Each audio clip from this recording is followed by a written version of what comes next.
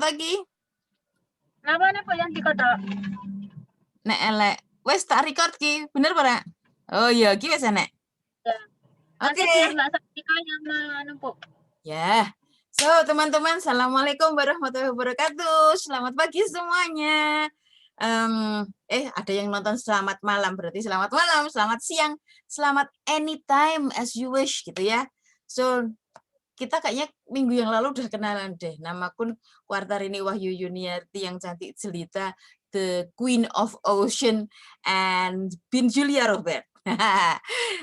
Kalau kuliah, nggak usah serius-serius. Ini aja muridnya cuma satu yang ada di rekaman ini. Jadi karena Bubu itu masih gradul-gradul, jadi Bubu rekamannya dibantuin sama namanya Mbak Tamara. Mbak Tamara dimunculin wajahnya, biar kelihatan. Oke, ini namanya Mbak Tamara. Nanti dimunculin ya, Mbak Tamara lagi jalan-jalan.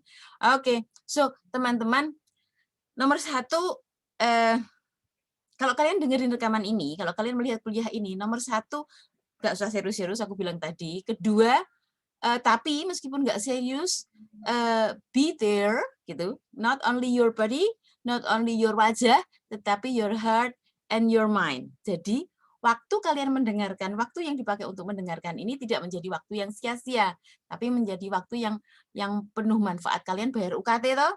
Ya, wis bayar UKT, nek ngrungokke meng sembarangan akan menjadi sia-sia. Kasihan orang tua yang harus bayar UKT kalian. Oke? Good. Sekarang masuk ke materi ya. Nah, materinya ini judulnya clinical psychology, tetapi dari sisi histori. Mata kuliahnya kan clinical psychology.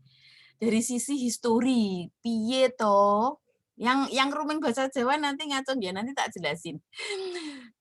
Psikologi klinis itu gimana sih dulu, Bien, sekarang, saiki, and seumben. And kita mau melihat issues yang ada di worldwide dan Indonesia. Oke? Good.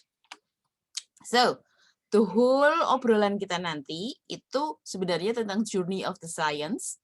Journey of the science ini kalau kalian benar-benar ingin belajar, jadi tidak hanya formalitas karena sudah dibayarin orang tua atau karena sudah registered sebagai S1 UGM, itu your soul, your heart, your brain, your mind itu ikut sekolah. And kalau kalian bisa mengikut sertakan seluruh komponen of your life sekolah, dunia ini warnanya menjadi warna-warni, tidak membosankan. Meskipun pandemik. Oke, kita nanti akan bicara tentang seperti apa sih perjalanan psikologi klinis. Very briefly. Ingat aturan mainnya. Kalau yang memberi kuliah namanya Kuartarini Wahyu Yuniarti, kalian tidak boleh percaya begitu saja. Belum tentu saya benar, belum tentu Kuartarini itu benar. Kedua, Kuartarini itu sering lupa, yang dia omongin kadang-kadang lupa. Jadi kalian harus cek dari bukunya, kalian harus cek artikel atau jurnal yang saya omongkan. Ojo percaya sama Kuartarini, dan Kuartarini kalau ketemu orang lain dia akan ngobrol lain-lain dan kemudian dia akan bicara hal yang lain. Jadi, so be there with your brain and digest all of the information you've got from me. Oke? Okay? Nah, selain Journey of the Science, di dalam Journey of the Science, kita akan, kalian sebenarnya bisa baca sendiri, ini di bukunya udah ada di Google Drive toh, ya, tentang mainstreamnya. Mainstream itu, you like it or not, kita akan mengarah pada mainstream itu either Amerika atau European. Tapi kita juga mau melihat yang ada di Indonesia. Dan dari slides yang saya tayangkan kali ini nanti akan kelihatan bahwa Indonesia masih sangat sedikit sekali dokumen yang masuk. So it's your hands nanti yang akan mengukir sejarah lebih lanjut lagi gitu ya. Dan kemudian my thoughts and probably also yours besok untuk didiskusikan. Oke. So ini sebuah tangan ada globe on the hand itu cita-cita saya. Jadi saya ingin sebenarnya Indonesia itu menjadi laboratorium dunia. Why? Karena Indonesia itu super kaya etnisitinya, beraneka ragam dalam satu negeri. Wong ngomong basa warna-warna, mangan warna-warna, normnya warna-warna itu hanya ada di Indonesia. Oke, good. So what is it your dream saja nih? Kalian punya cita-cita apa? Duduk di sini sebagai mahasiswa S1 psikologi ini. Oke. Kalau nggak punya cita-cita, berhenti dulu kuliahnya, hold the moment, daripada nanti bayar terus, tugas-tugas dikerjain, tapi kalian berjalan ke arah yang tidak terarah atau ke arah yang diarahkan oleh Fakultas Psikologi Teknik dengan terpaksa, itu namanya violation of life seumur hidup. So stop, terus berpikir, mungkin cari fakultas yang lain. Nah, since you are there, kalian ada di sini, maka I would say segala sesuatu yang sudah diawali harus diselesaikan, dan diselesaikannya harus dengan baik. Why? Karena kalian adalah orang yang bertanggung jawab. Otherwise, kalian akan menjadi orang yang tidak bertanggung jawab. Wong sekolah dewe, bayar-bayar, duduk di situ, tapi nggak doing anything. Gitu ya? Oke. So, if you really have in mind, no dreams at all, no cita-cita, dan ambil waktu sejenak untuk menancapkan cita-cita, karena itu akan yang akan kalian chasing ke depannya. Oke, lanjut ya. So, teman-teman, ketika saya konsul dengan Prof. Google, ya Prof. Bu konsul dengan Prof. Google. Prof. Google kan lebih terkenal. Prof. Google ketika saya ngetik psikolog gitu, atau psikolog klinis, psikologis gitu. Ini gambar-gambar yang muncul nih. Ya, jadi orang itu mengira pokoknya either ini kan bisa kelihatan seperti apa iki, ahli tenung atau orang doing wish gitu lah. Nah, atau upluk-upluk di sini orang nggak bisa bedain antara psikologis dan psikiatris gitu ya, atau ngobrol lawol-lawol gitu ya, atau doing terapi. Jadi kalau kita lihat psikolog gitu tuh, pasti orang di pikiran tuh wes, oh psikolog klinis gitu. Padahal kan nggak semua begitu. Ternyata banyak sekali profesi yang ada di dalam psikolog itu sendiri atau psikologi klinis itu sendiri. Nanti kita akan tahu bahwa kalau kita ngomong psikologi klinis, nanti ujung-ujungnya sana ada yang ilmuwan psikologi klinis, mereka tidak harus psikolog, tidak boleh running terapi, dan ilmuwan yang practitioners atau clinical psychologist atau psikolog klinis itu yang boleh terapi. Nanti kita ngobrol tentang itu ya, dan kalau jelas kalian tetap boleh tanya, of course. Jadi orang punya kalian ketahuan, kamu masuk mana? Aku di UGM, fakultas apa? Psikologi. Wah, terus dikonsuli wong akeh.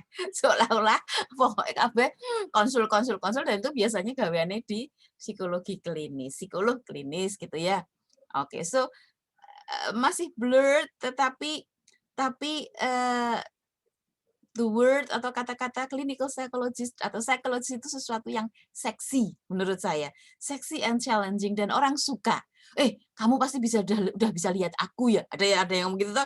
Wah, kamu bisa baca orang ya, jadi dikira kayak dukun. Ya kalau menurut saya hehehe, gini hehehe gitu aja, nggak usah sibuk menolak. Enggak.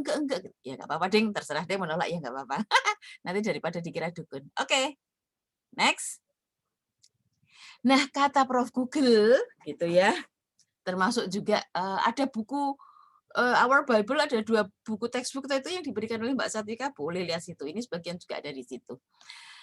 Ternyata ada banyak. Ini psikolog pendidikan. Ada juga ada juga clinical psychologist yang working at school. Ya, ini ada apa nih? Ini juga psikologi nih, psikologi industri dan organisasi. Ini isu yang mereka tekuni. Ini apa ya? Mungkin sekolah ya, school psychologist. Ini psikolog perkembangan, dok lifespan. Jadi kalau menurut mereka orang itu nggak bisa dilihat dari satu potong masa aja, tetapi itu merupakan kelanjutan dari masa yang sebelumnya dan masa yang akan datang. Gitu ya. Nah, yang kalau di atas ini rodok sedulure, ini ada kotak hitam ya. Ini karena saya mau lihat wajah saya sendiri dan teman-teman. Ini tuh kayak social worker kalau di Amerika ya. Di kita nggak ada social worker. Iya, meskipun ada Kementerian Sosial. Kalau di Fakultas Psikologi UGM, kita punya 7 bidang keahlian. Psikologi klinis, saya menyebut psikologi klinis dulu nomor 1 karena saya clinical psychologist. Psikologi perkembangan tapi di lifespan rentang, aku kok malah lain. Rentang usia perkembangan atau lifespan development gitu ya.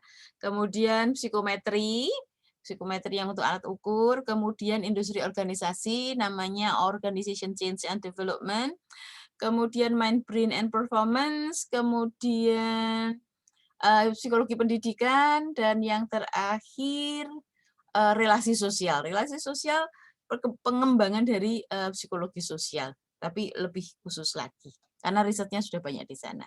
Jadi banyak sebenarnya ya psikologi klinis itu atau pemahaman tentang psikolog itu banyak banget. Nah, sekarang kita masuk di sejarah, history, gitu, seperti yang di-assign ke saya. Ini bukunya siapa? Saya tak cek namanya. Clinical Psychology-nya Andrew Pomeranz itu kita sayangnya nggak punya banyak buku yang baru ya. Jadi, but you are more than deserve to explore. Dan kalau menemukan sesuatu yang baru boleh diusulkan ke Mbak Satvika, nanti diusulkan ke lab, library, nanti bisa di request-kan gitu ya. Nah, kalau baca punya pameran itu saya suka kata-katanya, dia pakai kata-kata evolution of clinical psychology.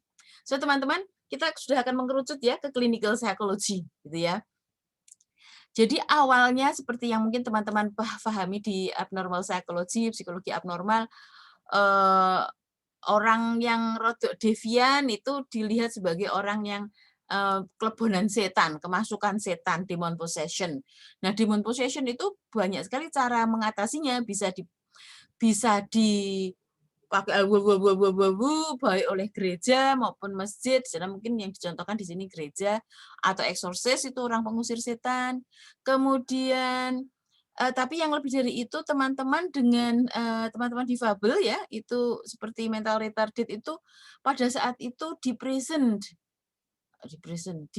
penjara. Jadi mereka dituduh doing atau behavior-nya itu crime gitu.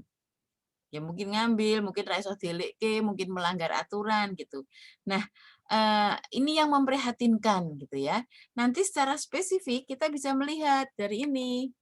Nah, dari Tuck,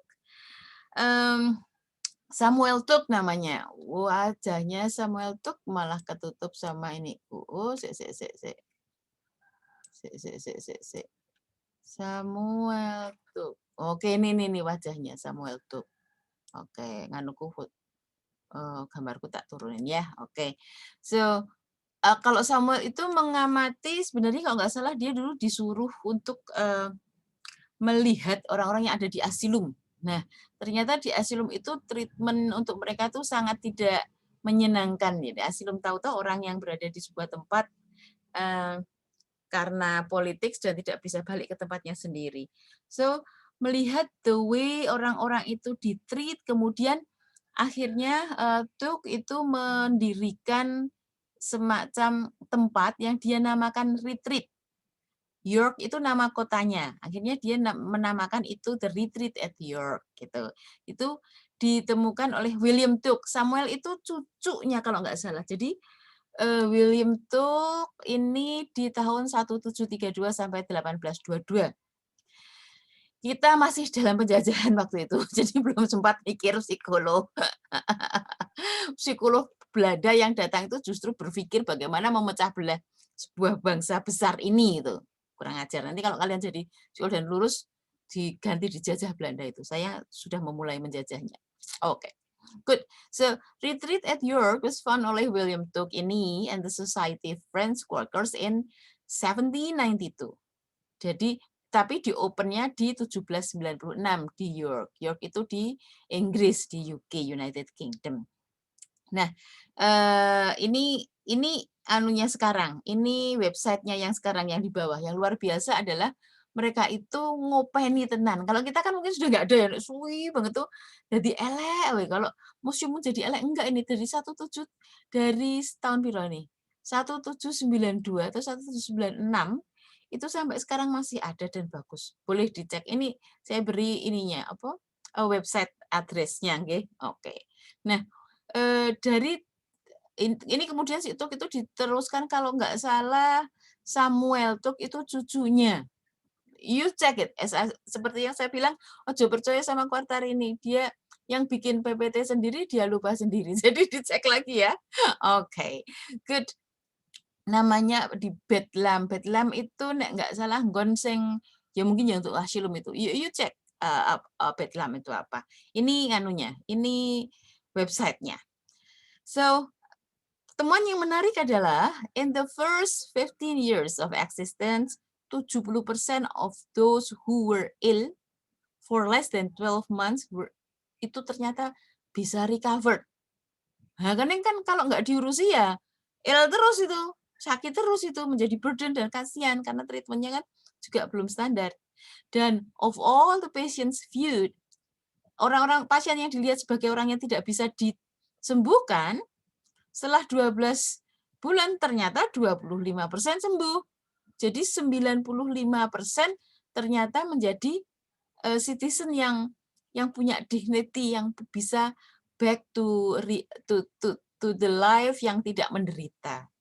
Itu hasil di retreat di York di tahun tersebut ya. Nah, dalam perkembangannya ada Yale graduate namanya Todd. Todd itu panel Todd apa ya iki jenenge iki? Oke, Phillips panel. Ini Todd beda lagi. Ini ada Phillips panel. Phillips panel itu lanjutannya si itu tadi, siapa? Tuk tadi. Jadi panel itu mulai mengambil wajahnya kayak rojo-rojo ya.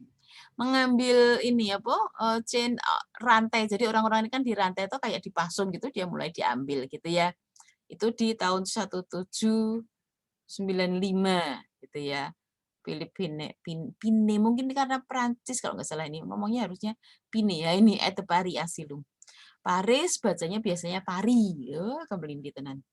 Oke, ada Yale graduate namanya Todd, dia pionir di untuk mental illness, kemudian dia mengembangkan rumah Connecticut Retreat for Insane. Jadi dia mengikuti si Tuk tadi, terus dikembangkan di sini, tapi di Connecticut ya. Connecticut itu di Amerika. Todd is hospital's first director. Todd's interest in psychology karena sisternya itu committed suicide. Jadi dia believe that mental illness could possibly have disembuhkan, bisa memiliki kemungkinan untuk disembuhkan. Artinya pada saat itu orang mikir mental illness itu tidak bisa disembuhkan. Gitu nggih? Oke. Ini tahun 1762. Nah, ini gambar yang paling penting nih di bawah nih. Pada tahun 1989 sampai 90. Nah, orang ini nih namanya Quartar ini. Karena dulu belum ada pendidikan profesi di tanah air di Indonesia, maka saya ke Amerika. Itu masih ada Camarillo State Hospital. Sekarang rumah sakit ini udah nggak ada. Rumah sakit ini udah jadi college kalau nggak salah. Ini tahun 8990, ini atas cintanya Profesor Yohana Endang Pramitasari saya dikirim ke sana dan magang di rumah sakit itu selama 2000 tahun. Ini rumah sakit yang dipakai untuk film Kokosnus, Net of Kokosnus itu yang film orang penanganan orang-orang mental disorder di rumah sakit saat itu. Oke. Wow, saya punya fotonya lebih besar loh. Iya, ini di sini. Ini satu-satunya orang Indonesia yang saya temui waktu itu. Ini masih imut-imut nih. Oh, sekarang amit-amit sekarang 50. Umur saya sekarang 57 menuju 59. Ini umurnya berapa ya? 26 enggak salah. Ini 26 di sini. Lebih tua dari kalian. So, but you know what? Saya bukan mahasiswa yang istimewa. Saya tidak anaknya orang kaya, bukan anaknya pejabat, dan I'm not that smart as I wish gitu ya. Tapi tahun usia 26 graduated dari S1 saya langsung bisa ke Amerika dan memberi terapi, melayani untuk individual terapi, grup terapi, dan employee pegawai yang baik yang individu maupun grup di bawah supervisi. Ya, oke. Masih dalam perkembangan historinya 1802 sampai 1887 itu ada ini, beliau ini namanya Dorothy Lindy Dix. Dix ini kemampuan advokasinya luar biasa, gitu ya. Dia yang advocating the Iowa State Hospital for Insane di 1909. Tapi dia sampai kemana-mana. Jadi kalau kalian baca The Early Nursing Pioneer Dix ini, dia masuk ke humanitarian action, reformer, educator, and Crusader ki apa ya? Ya golek ide ini kamus. So I would say she's perhaps the best known for her patient advocacy, fighting to improve condition jails and mental asylum. Jadi dia juga witnessing kejadian-kejadian yang ada di jail. Dia tidak hanya advocating di North America, tapi juga advocating di Europe. Advokator kita di Fakultas Psikologi yang sangat hebat itu namanya Dr. Diana Setiawati. Diana ini, saya panggil Diana karena dia adik kelas di bawah saya, banyak banget. Itu saat ini adalah Direktur Center for Public Mental Health. You guys keep bothering her ke center ini biar kalian dapat gambaran yang banyak tentang issue of health, mental health literasi Indonesia dan dunia. Jadi Center for Public Health CPMH, Center for Public Mental Health ini itu was created di fakultas awalnya tahun 2010 sebagai krisis center untuk menangani teman-teman tsunami dulu. 2010 kok tsunami ya. 2010 itu ini apa? Gempa di Jogja gitu ya. Oh, salah. Benar. 2004 itu karena tsunami, kemudian lanjut. Jadi namanya krisis center di awal itu menjadi CPMH 2010. Oke, jadi tapi sejarahnya sudah sejak 2004. Oke. Awalnya dengan Pak Rahmat, kemudian ada Bu Silvi, kemudian Bu Diana. Dan terus naik itu maksudnya risetnya, kolaborasi baik nasional, internasional, dan advokasi. Advokasi itu kita advocating prinsip bahwa research based policy development. Jadi policy di level nasional ataupun internasional itu nggak bisa diambil seperti out of from the air gitu, di ngarang-ngarang. Oke, ngene berarti ngene. Nah, academician nggak bisa begitu. Academician harus research minded. Jadi research itulah yang akan menjadi fondasi sebuah policy itu dikembangkan. Gitu nggih. Nah, itu juga challenge untuk fakultas kita saat ini. Belum semuanya policy berdasarkan research gitu ya. Nah, tapi untuk mental health itu CPMH itu luar biasa. Jadi saya akan advise kalian untuk cari tahu apa sih bisnis yang ada di CPMH itu gitu ya. Oke. Go ahead. Oh, satu lagi yang luar biasa advocator itu namanya Profesor Subandi. Beliau itu fokus itu istiqomah di bidang psikotik atau psikosis itu kerjasama dengan teman-teman dari Harvard itu sudah sekitar mungkin 25 tahunan ya. So nanti colek-colek beliau ya. Oke.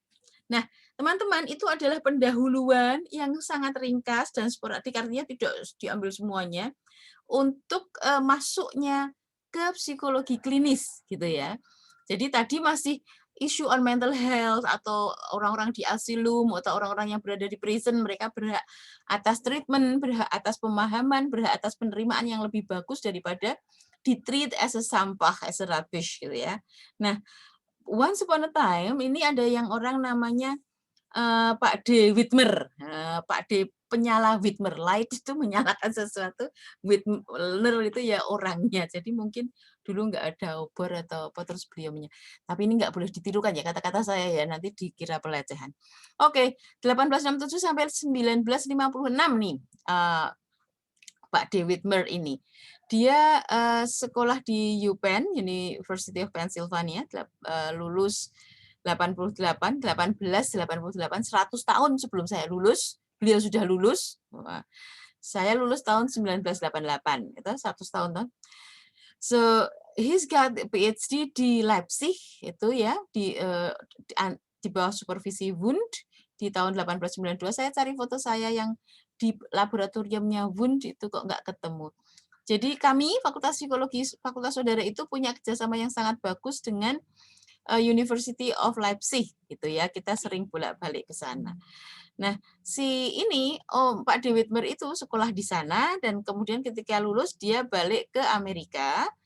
Nah, di Amerika dia mengembangkan Psychological Clinic Journal. Jadi pertama kali the first itu systematically and intentionally applying the science of psychology for people's problems. Jadi sejarah yang tadi Pak Detup, Dorothy dan lain-lain itu simply humanitarian atau pemahaman tentang kemanusiawian gitu yang berkembang. Tetapi mulai dari Whitmer dia sudah memakai keilmuan dari sisi psikologi gitu ya. Hanya ketika Whitmer di Wundt itu memang tidak satu perspektif, artinya tidak semua. Kalau kita punya pembimbing, kita boleh tahu tidak setuju dengan pembimbing kita, ya. Nah itu Whitmer. Jadi Whitmer tidak sealiran dengan Wundt lucunya gitu ya, tapi dia tetap dibimbing oleh Wundt karena adanya cuman itu. Nah dia mengembangkan clinical psychology di Amerika, tapi ketika dia running terapi itu tidak ada evidence of measurement on effectiveness of any intervention yang dia lakukan. Jadi itu kritiknya atau itu feedback yang ditulis oleh si pemeran seni tadi. Nah, dia juga tidak kalian bisa baca yang ada di bawah ini enggak? Oh, enggak bisa ya. Kita pindah ke atas nih ondel-ondelnya. Oke. Jadi dia tidak dipengaruhi Freud yang secara paralel pada waktu itu juga sangat antusias bombardiring ilmunya. Empirical evaluation effectiveness was not experimentally research and concern. Itu jadi kalau kalian belajar tentang psikologi, use the knowledge that you have learned gitu. Otherwise akan menjadi sia-sia toh. Oke. Good, lanjut ya. Nah, lanjut dalam histori pembagian di keilmuannya itu kita melihat diagnose, intelligence, dan personal. Jadi disoroti perkembangan history of clinical psychology dari diagnostic system, dari intellectual assessment, dan dari personality discovery. Jadi bagaimana kita mengembangkan diagnostik, intelligence, dan personality. Jadi masih bisa dilihat ya teman-teman, awal itu tentang humanitarian actions, kemudian masuk ke clinical psychology, kemudian di clinical psychology disorotinya di 3 aspek ini. Oke. 1, 2, 3. Nah, kita mau masuk ke diagnostik dulu ya. Iya. Jadi dulu itu Meng ngerteni antara neurosis dan psikosis. So, ini saya ambil dari Profesor Google sih gampang. So, it was understood neurosis is a group of uncertain functional psychical disorders that exhibit themselves in a specific clinical phenomena in the absence of psychical phenomena. Jadi neurosis itu diamatinya seperti itu. Nah, psikosis on the other hand, psikosis itu lebih ke arah kontak dengan realitinya hilang, gitu nggih? Atau tidak bisa dilihat gitu ya, ada delusi, ada halusinasi yang semacam ini. Beberapa penggolongannya secara kasar yang masuk neurosis itu depresi, borderline, bipolar, PTSD itu masuk di neurosis. Tapi ini mungkin sudah lama ya. Nanti yang ahli kita, the professor of PPDGJ itu sistem diagnostik yang dipakai di Indonesia itu namanya Profesor Subandi dan Profesor Going to be Nidaul Hasanat. 2 orang itu super ahli. Ada lagi di sini yang super ahli namanya Profesor Going to be Nuning, itu juga ahli dalam diagnose. Plus Profesor Going to be Ampuni itu juga ahli. Oke. Nah, kalau psikosis itu contohnya schizophrenia, paranoid disorder, delusional, dan yang lain-lain ini kalian bisa baca sendiri. Oke. Lanjut ya. Oke. Nah, sistem diagnostik itu tadi kalau di sini kan ini secara garis besar, tapi bisa juga ada ini Pak De Kraepelin. Nah, Kraepelin ini mengembangkan sistem diagnostik, kemudian dia bilang itu sebagai Diagnostic Statistical Manual. Kraepelin's work set the stage of diagnostic and statistical manual which continues to dominate. Jadi DSM singkatnya. DSM itu Diagnostic and Statistical Manual yang kita worldwide, mostly Amerika, ini American ya. Jadi kalau Amerika itu DSM, kalau dunia WHO itu ICD, kalau UGM atau Indonesia itu PPDGJ. Nanti ada semua. Oke. Nah, kalau DSM menurut ilmunya Pak Profesor Subandi itu diam, sabar, dan mengalah. Jadi kalau saya pas jengkel apa tuh Pak Bandi, DSM diam, sabar, dan mengalah. Kemudian katakan hanya yang baik atau diam. Wah, itu beliau itu Sudah profesor itu, Sufi. Oke, good. Jadi publish pertama oleh APA, malahan APA-nya adalah Psychiatric Association, bukan Psychological Association ya, di tahun 1952. Di situ masih ada isu yang semacam ini, jadi endogen versus exogen depression. Kalau depresi yang endogen itu berarti asalnya dari orang itu sendiri, kalau depresi exogenus itu endogenus sama exogenus, exogenus itu hasil dari external event. External event itu misalnya ada yang meninggal, atau divorce, atau dipecat gitu. Kalau yang endogenous itu hal-hal yang inside tubuhnya due to the chemical imbalances. Jadi ada misalnya serotoninnya tiba-tiba drojok turun karena exposure ke matahari menjadi rendah, dan serotonin turun, orang getting depressed by themselves. Oke? Iya, ini Pak D atau Eyang Kraepelin yang menemukan di awalnya. Kraepelin ini kalau nggak salah juga yang menemukan istilah demensia precox. Jadi demensia itu terjadi schizophrenia, akhirnya dinamakan schizophrenia. Terjadi pada orang-orang tua biasanya kemunduran, tetapi kemunduran yang terjadi precox, lebih awal dari yang seharusnya, lebih awal in terms of usia gitu ya. Karena ini ada karakter di teman-teman dengan schizophrenia. Nah, secara sistematik maka diwujudkan menjadi seperti ini bukunya, manual untuk melakukan diagnose. Saat dia itu sakit apa sih? Kenapa sih diagnose ini penting? Karena untuk berkomunikasi antar profesional. Satu, kedua untuk menentukan treatment utamanya di medicine. Treatmentnya apa, obatnya apa gitu ya. Karena kalau di psikologi satu betul untuk treatment, tapi psikologi lebih fokus dan mengamati secara detail simptom yang muncul, gitu ya. Karena pendiagnosaan itu kadang-kadang diagnosenya sama, tetapi simptomnya berbeda. Karena kadang-kadang kan ada diagnosa kalau simptomnya ada 8, 3 diantaranya sudah masuk didiagnosa sebagai A misalnya.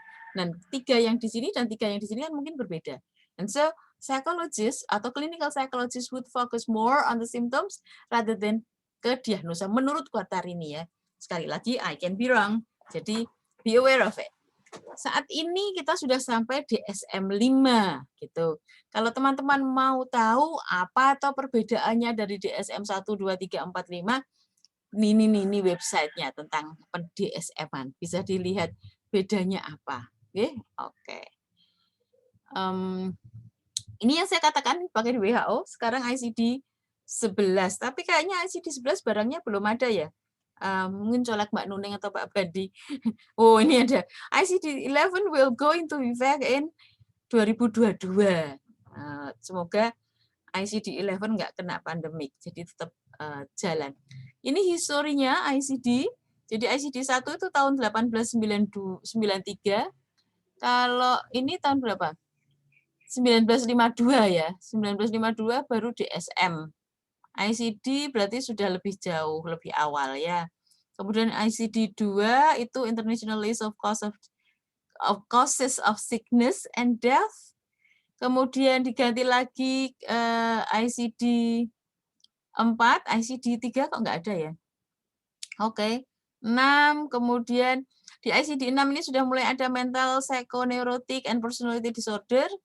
Kemudian masuk ke ICD. ICD itu International Classification of Diseases. Nih, International, oh salah. Oh benar. International Classification of Diseases gitu ya. Wah, ini penjelasannya warna-warna. Tapi singkatannya sama. Sampai ICD 10 ini, kemudian 2017 ICD 11, tapi ini kok ada tulisannya 2022. Kita bisa diskusi nanti ya. Oke, tapi ini yang dipakai worldwide. Indonesia gabungan antara ICD 11 atau ICD 10 dengan DSM gitu ya. Tetapi akhir-akhir ini yang DSM 5 karena ada pergeseran diagnosa, nanti kalau pas diagnosa dibicarakan, maka 2012 waktu ada pertemuan teman-teman di divisi humanistik itu saya ikut. Teman-teman yang tidak setuju dengan ICD DSM 5 itu karena membuat orang jadi sakit semua. Jadi misalnya kalau dia punya simptom X, itu harusnya tunggu 6 bulan baru didiagnosa. Nah, ternyata itu enggak harus tunggu 6 bulan, 1 bulan sudah bisa didiagnosa. ada politik di balik itu, karena kalau dia sudah 1 bulan didiagnosa, maka dokter harus prescribing medicine, medikamentosanya. Nah, itu Pfizer dapat uang, pharmaceutical company. Jadi di balik itu ada pharmaceutical politics gitu ya, yang working on perkembangan ini. Sama juga dengan perubahan-perubahan, termasuk perubahan-perubahan dalam hal diagnosa homoseksual dan lain-lain, itu juga ada unsur politiknya gitu waktu itu.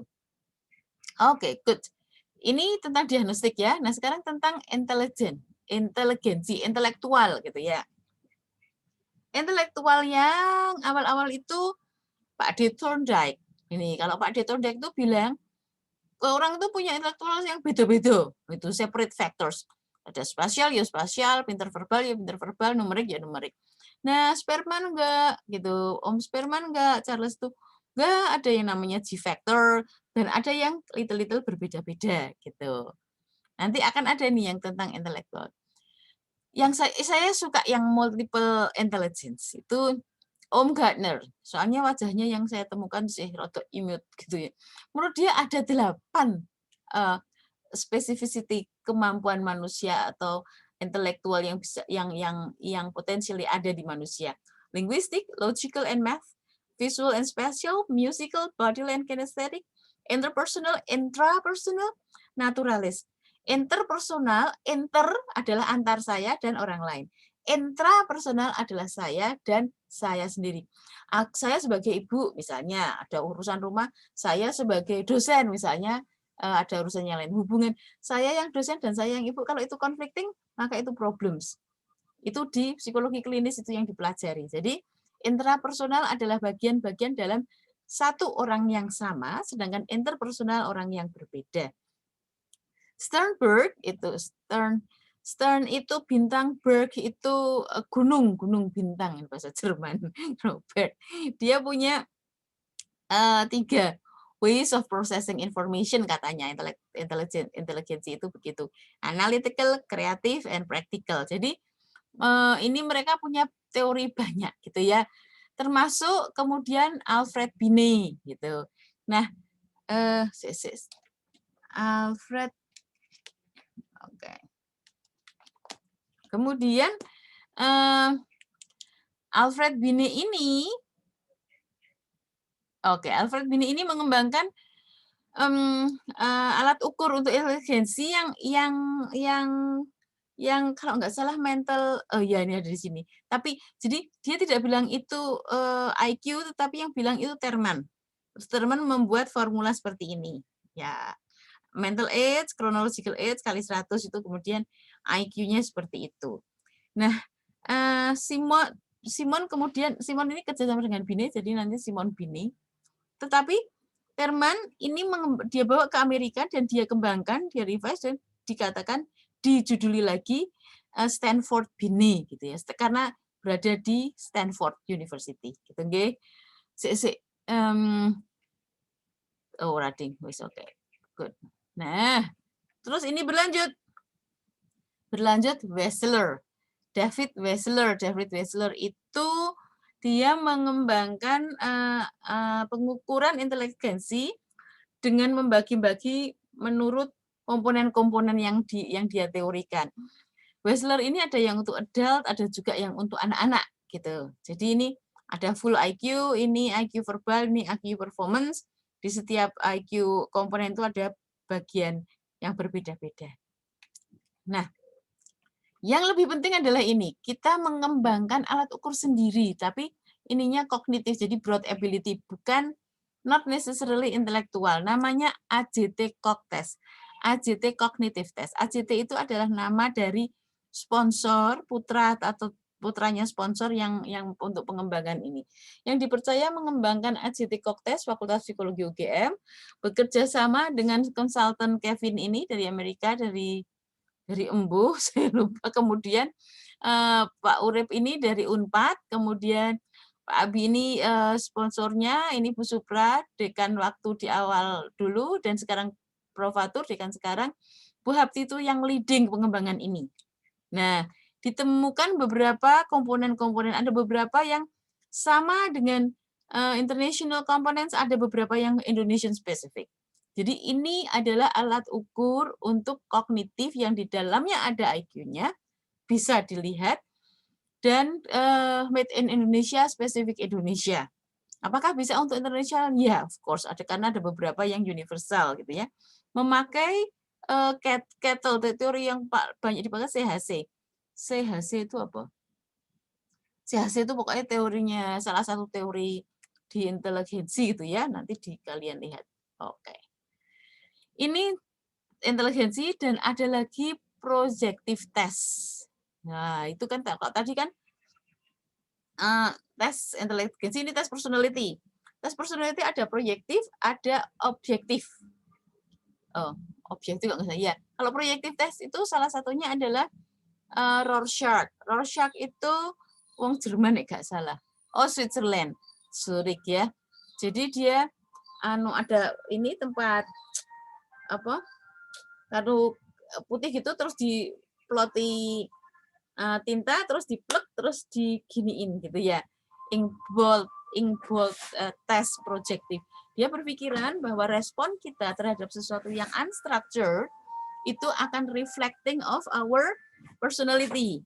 Jadi dia bisa ada sex drive-nya ada di situ, kemudian kemampuan berrelasi sosial ada di situ, creativity ada di situ, kemampuan melihat wholeness ada di situ juga, kemampuan berpikir apakah ada society ideation itu ada juga di situ. Jadi ada urusan seks, society ideation, creativity, social relation, social engagement, mobility dan creativity di situ. Bisa dipakai di sini, nggih. Oke, ini tahun 35. Nah, kemudian Henry Murray. Murray itu TAT tes yang dihasilkan. Pengaruh dari Jung arketipus. Jadi benar enggak? Oh ya, Christine Morgan dan Henry Murray. Ini adalah 10 standar, tetapi ada 20 kalau nggak salah kalau TAT. Kalau Pro itu 10. Kalau TAT yang komplit ada 20. Yang biasa dipakai 10. Jadi dia juga pakai stimulus gambar lebih jelas daripada Ro. Cerita seseorang terhadap gambar ini menunjukkan dinamika motif and drive seseorang tersebut seperti apa. Dan tidak hanya itu, tetapi kita bisa melihat apakah orang ini kerjanya rapi, genah, terstruktur, atau kerjanya loncat-loncat. Satu. Apakah orang ini mampu melihat sesuatu dari luar permasalahan atau dia blurred in the permasalahan itself gitu. Apakah orang ini tipikal orang yang kecenderungan homoseksual ada di sini. Kecenderungan konflik marital ada di sini. Kemudian apakah dia mampu untuk melakukan problem solving? Biasanya ada di closure story of reaksi terhadap kartu-kartu ini. Ini TET. Mudah-mudahan kalian akan ketemu TET dan mudah-mudahan ada saatnya ngetes ya. Nah, kalau ini objective personality test gitu ya. Salah satu bentuknya yang paling terkenal itu MMPI. Saya cek waktunya ya. 14:03. Oke, bentar lagi ya. Objective Personality Test MMPI, Minnesota Multiphasic Personality Inventory, karena dikembangkan di Minnesota. Kemudian tokohnya Kinley and Hathaway. Jadi orang dihadapkan pada sekian jumlah of items banyak, 500 berapa gitu, mengisi ora false true gitu ya. Misalnya, when I'm dalam bahasa Indonesia, kita sudah punya versi Indonesianya. Kalau kaku sedih, my work that suffers. When I am sad or blue, it is my work that, aku tuh sedih nek gaweanku enggak ngenah aku sedih. Ora. Jadi nanti dia melihat inkonsistensi, baru kemudian ditarik ini bisa dievaluasi atau tidak. Kemudian kalau bisa dievaluasi, kan kadang-kadang ada orang yang ngapusi, faking good gitu. Itu kalau faking good biasanya ketahuan, nggak konsisten nantinya. Nah, kemudian bisa digolongkan dia punya kecenderungan, hati-hati ya, hati-hati. Kecenderungan, not necessarily dia hipokondriasis. Dia punya kecenderungan hipokondriasis. Ya, kecenderungan depression, kecenderungan histeria. Itu yang diungkap oleh MMPI. Yang lain yang masih banyak yang saat ini banyak dipakai back depression inventory, Beck itu Aaron Beck itu tokoh CBT ya. Ini orangnya Aaron T. Beck. Dia juga mengembangkan back anxiety inventory. Tokoh CBT ini Pak Aaron T. Beck, CBT kita di fakultas itu siapa? Bu Sofi, Bu Nida, Bu Muhana gitu ya di fakultas. Jadi ini skalanya ada sekitar tidak hanya 3 tapi ada beberapa gitu ya. Kemudian ada skalanya, kemudian jumlahnya. Dan jumlah itu menentukan diagnosenya, oke?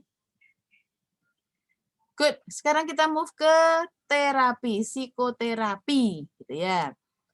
Pertama, tak indek yang kedua dulu. Oke. Ada banyak banget jenis. Pertama yang sangat terkenal itu Freud, ya toh? Ya, terkenal dengan conscious unconsciousness-nya, terkenal dengan teorinya tentang Cinderella kompleks, tentang penis envy dan lain. Tapi teman-teman, saya sebagai kuarter ini hati-hati.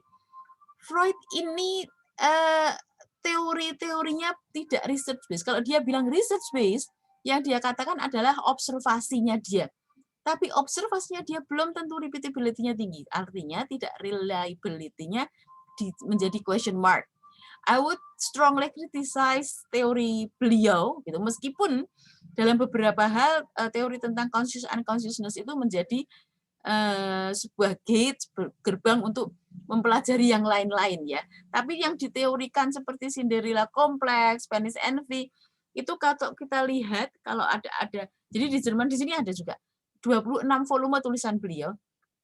Itu it's more stories on his work gitu. Jadi apakah repeatability-nya ada karena salah satu syarat untuk dia ilmiah bisa diriset itu bisa dilakukan oleh orang lain. Itu saya tidak tahu atau I would say there is a very limited evidence on it gitu ya. Jadi jangan langsung diambil begitu saja gitu ya. Nah, kenapa menjadi sangat besar sekali teori? Karena dia menulis banyak banget ditulis dan dibawa kemana-mana dan dia mengajar banyak. Dia seorang dokter gitu ya, physician gitu. Itu kenapa Freud menjadi sangat namanya besar dan terkenal. Yang perkembangan yang ini awalnya kalau behavioral psychology itu dari Wundt yang eksperimental. Jadi ada psikoterapi dengan pendekatan lebih ke behavioral, apa yang tampak dia kalau dia melakukan hal yang buruk dia dimarahin, kalau hal yang baik dia dikasih ini maka dia akan melakukan hal yang baik gitu.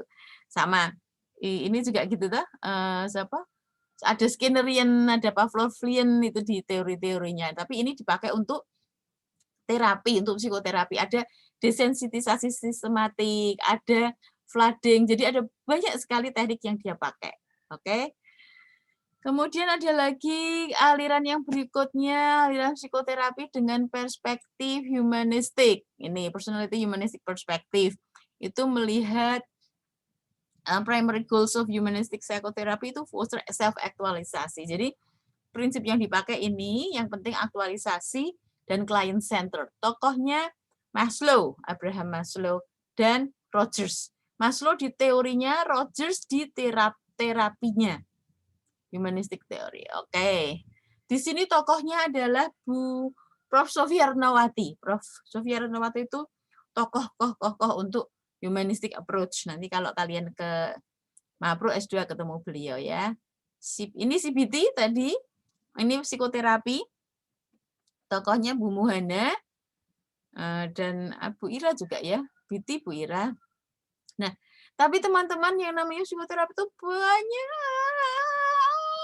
banyak gitu, banyak banget. Jadi cognitive behavioral, gestalt, psychoanalysis, naratif terapi, ekspresif terapi, group terapi, hipnoterapi, clinical hypnosis, transpersonal psikoterapi, ada banyak banget pokoknya. Saya kayangi. Ini salah satunya transpersonal. Kenapa ini tak kasih? Karena saya transpersonal psychologist. Jadi dia ini urusan konsep, ini urusan dengan pemahaman. Saya tidak akan detail ke sini ya. Nah,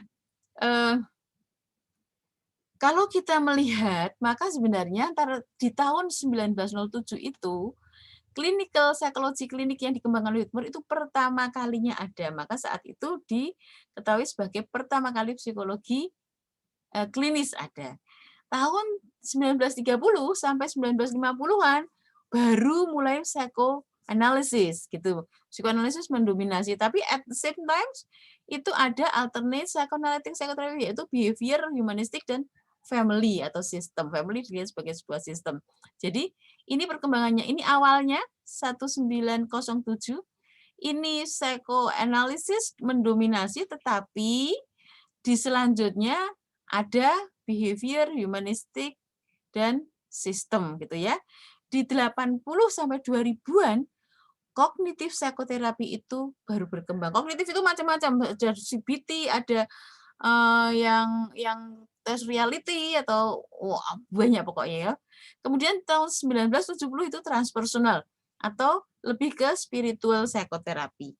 Nah, kalau kalian lihat, ini di sini bagus nih. So they saw the need for psychology that was willing to study and explore experiences, particularly in spiritual experiences, in which the sense of identity go beyond the individual's impersonal, itu di transpersonal. Jadi the first force itu behavioralist theory, the second force itu psychoanalytic theory, and humanistic comes into third force, and then transpersonal ke fourth force. Ini materi umumnya seperti itu. Nanti kalau kalian belajar di sini di fakultas kita membagi akhirnya menjadi 5. Kita itu saya membagi menjadi 5. 5 kalau kita lihat 5 folder gitu ya di dalam proses terapi. Folder behavior, cognitive behavior, humanistic. Ini sebenarnya kadang-kadang interchange gitu, tetapi saya ingin mahasiswa tahu benar what is it the behavioral sides of it dan what is it then the cognitive behavioral sides of it. Nah, sampai dengan transpersonal. Ini dibagi bukan berdasarkan histori penyusunannya, melainkan the depth of analysis of the consciousness, conscious and consciousnya analysis. Jadi semakin ke sini semakin dalam. Nah, tapi di dalam behavior itu dari teknik, jadi ada perspektif, ada teknik. Ada 5 perspektif, tidak hanya 5, tapi saya melimakan, teman-teman boleh melihat yang lain. Di dalam setiap perspektif ada teknik terapi. Paham nggih? Jadi untuk orang yang kalau flu itu obatnya X, tapi itu bisa disuntik, bisa dikasih obat, bisa dipijeti, itu teknik gitu. Tapi diagnosa dan treatmentnya sama. Nah, ini kalau di behaviorism itu ada systematic desensitisasi, ada reward punishment, ada EMDR. Ini di kognitif ada juga reward punishment. Nah, ini di humanistik ada mindfulness, ada hipnosis, di psychodynamic ada juga hipnosis, ada relaxation, di sini transpersonal ada mindfulness. Jadi ini interchange, ini kalau mendalaminya di magister profesi psikologi. Oke, sekarang masuk ke Indonesia. Jadi, kalau kita lihat di sisi profesi, maka saya ngintip waktu ya. Kayaknya sudah 1 jam. 14. Oke, good. Kurang sedikit. Jadi kalau kita lihat American Psychological Association itu pada akhirnya berdiri tahun 1892. 1917 itu baru American Association for Clinical Psychologists. Jadi ini asosiasi untuk semua psikologi, tapi klinikalnya ada di 1917. Nah, lulusannya ada 2 jenis, ada 3 jenis sebenarnya kalau nggak salah, tapi yang 2 jenis itu masuk ke PhD titelnya, yang satu ke PsyD. Bedanya adalah ini praktek juga gitu. Jadi semua psikologis di sana itu S3, jadi dokter baru levelnya psikologis. Ini S3 juga tapi lebih banyak ke urusan praktek daripada research-nya yang digarap. Dan so Indonesia seperti apa? Gitu. Di Indonesia tidak ada di textbook, jadi saya cari sendiri bereksplorasi dengan teman-teman yang ada di HIMSI dan IPK. HIMSI itu asosiasi yang menaungi seluruh yang terkait dengan psikologi, baik yang psikolog maupun non-psikolog, maupun hanya peminat psikologi. Sedangkan IPK itu adalah salah satu dari asosiasi yang ada di dalam itu juga, yang khusus untuk psikologi klinis. Gitu. Nah, awalannya di Indonesia ternyata masih sangat muda dibandingkan kalau sejarah di Amerika yang tahun 18 berapa. Indonesia 1950-an itu pada waktu itu pengukuhan Profesor Dr. Slamet Imam Santoso, beliau dokter, pengukuhan guru besarnya waktu itu tentang the right man and the right place. Jadi beliau concern tentang pendidikan. Gimana supaya ini benar gitu. Terus concern tentang pengembangan alat ukur gitu. Maka jurusan dikembangkan jurusan pendidikan psikologi di Fakultas Kedokteran UI. tahun 52.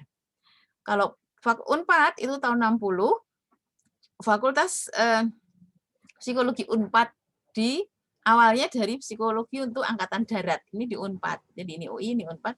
Fakultas kita 65, mudah-mudahan aku nggak salah ya. Fakultas Psikologi. Awalnya dari pedagogi malahan. Jadi bukan dari Universitas UGM, tetapi dari IKIP. Dulu namanya IKIP. Dari pedagogi kemudian berkembang menjadi Fakultas Psikologi, terus geser ke UGM. Nah, ini adalah sistem pendidikan, teman-teman. Dulu zaman saya masih di sini. Kita S1 itu 160 sampai 165 SKS, bidang kekhususannya tergantung dengan, jadi kalau sudah kuliah kemudian ambil studi kasus. Ada 5 jenis studi kasus yang ditawarkan. Jadi misalnya klinis, pendidikan, industri organisasi, sosial atau apa gitu ya. Nah, nanti kekhususannya tergantung studi kasus yang diambil saya, misalnya saya mengambil sosial dan mengambil klinis gitu, maka saya ke rumah sakit jiwa atau saya ke panti sosial, kemudian dibimbing. Itu saja. Tapi begitu lulus kita sudah psikolog waktu itu. Hanya memang tugasnya lebih banyak, tugas praktikumnya. Ini kan sekarang 165, praktikumnya TAT itu misalnya 20 subjek.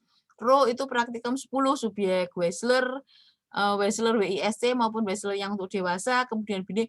Jadi prakteknya banyak. Praktek itu yang membuat kami dulu deserve atau berhak untuk menyandang psikolog.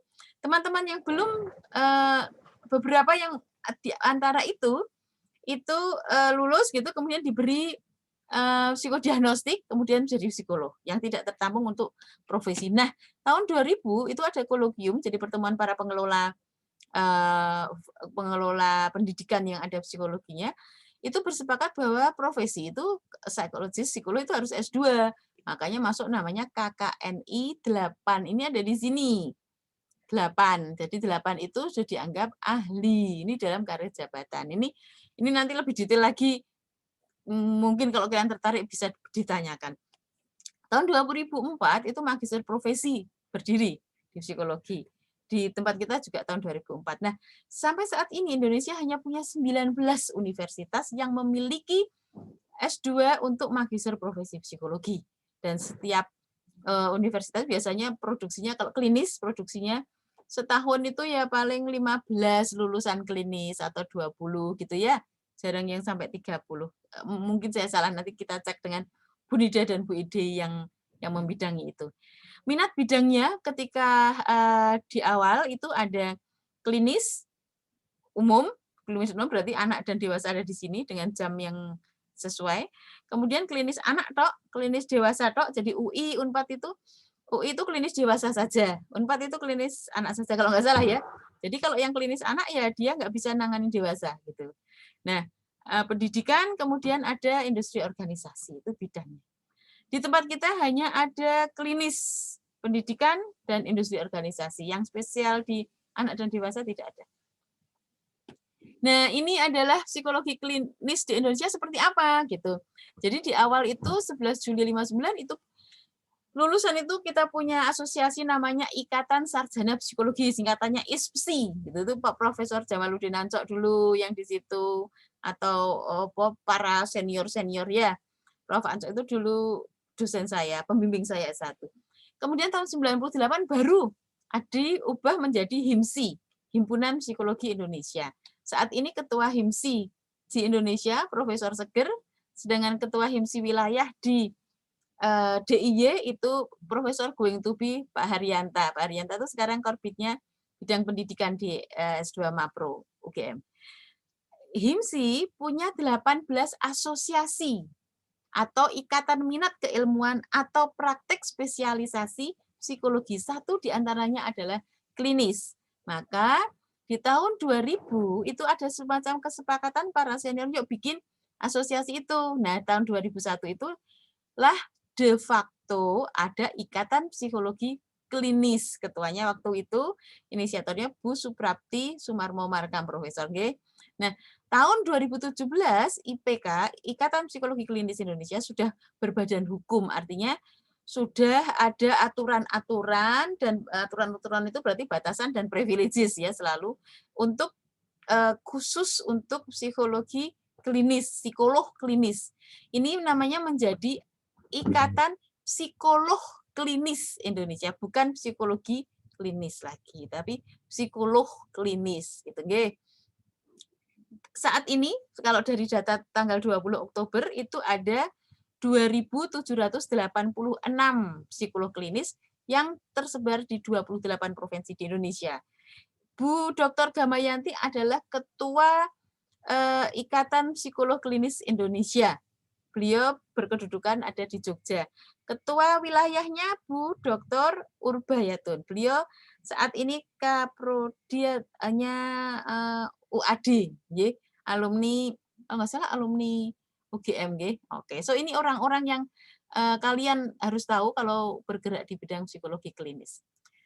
Nah, yuk nanti reda dia opo nek wis lulus gitu kan. Nanti profession itu yang belum tercover di sini. Jadi mau lulus jadi apa? Saya bingung ketika membuat slide ini. Bingungnya adalah karena ada juga yang sudah lulus habis itu kerja di Mandiri, Bank Mandiri, habis itu kerja di percetakan, habis itu ada juga di HRD atau Human Capital di industri itu ada juga yang teman-teman dari teknik, ada juga teman-teman dari geografi.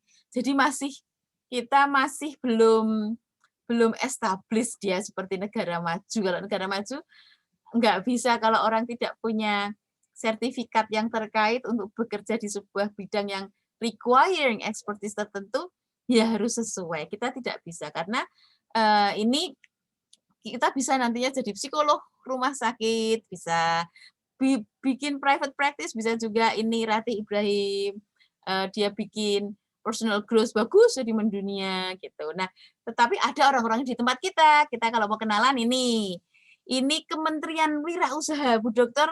Ira Paramasri. Nanti kalau ketemu ya. Kalau kalian belum tahu, Direktur ILO, International Labour Organization di dunia cabang Sleman, ini namanya Dr. Going to be Aryana. Nah, kalau yang ini, beliau adalah the President of the World Secretary cabang Sleman, tapi World Secretary-nya ada di beliau, namanya Adelia. Gitu. Nah, cowok cakep ini, dia memang eksportir consultant, jadi dia merangkap jadi eksportir consultant. Ini kelihatan ini di Eropa, oke? Oke, kalau yang ini advisor sinetron Pakistan ini kalau agak dekat sini wajahnya memang bintang film Pakistan yang sangat terkenal namanya Dr. Nidaul Hasanat. Oke, kalau yang export consultant ini namanya Tio Restu. Spiritual coach, namanya Profesor Johanna Indah Pravitasari, wajahnya sangat bercahaya ini pas memberikan spiritual coach di audiens. Nah, kemudian bisa juga jadi konsultan kemasyarakatan Diana Setiawati. Beliau tidak hanya kemasyarakatan di Sleman kalau ini, termasuk di dunia levelnya. Ada lagi, sebentar ya Dek, saya kayaknya lupa mematikan kompor. Sebentar.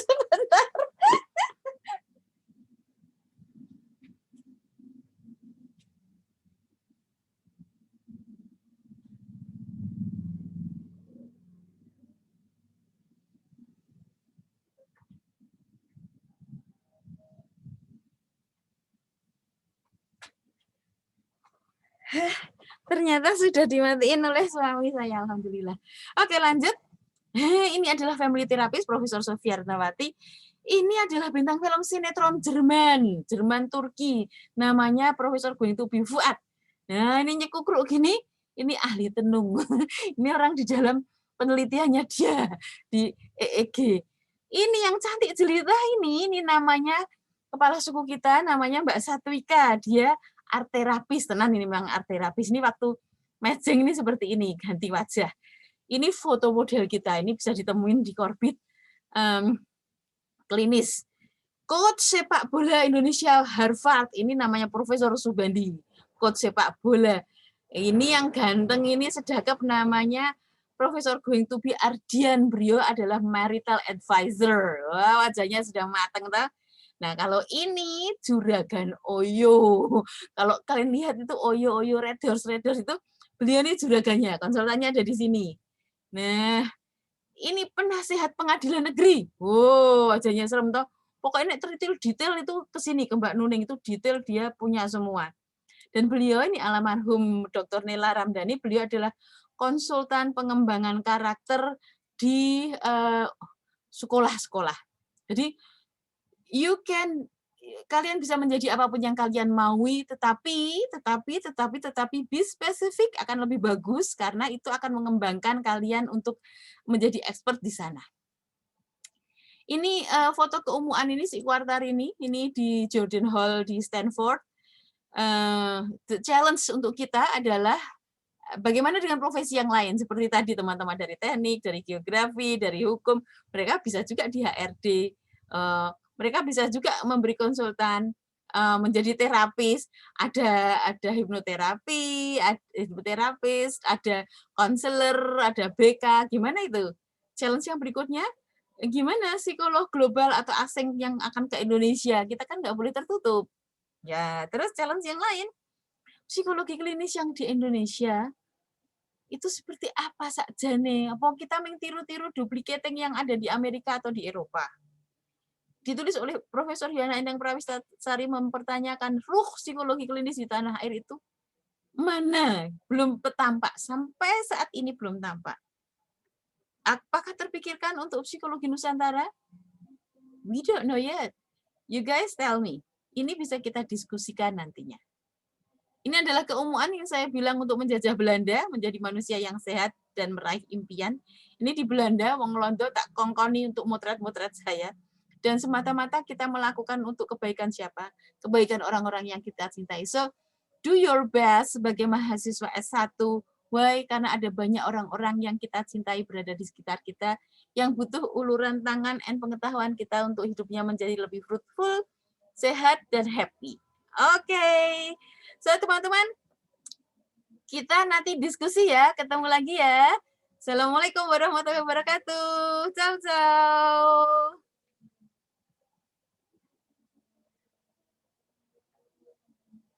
Stop.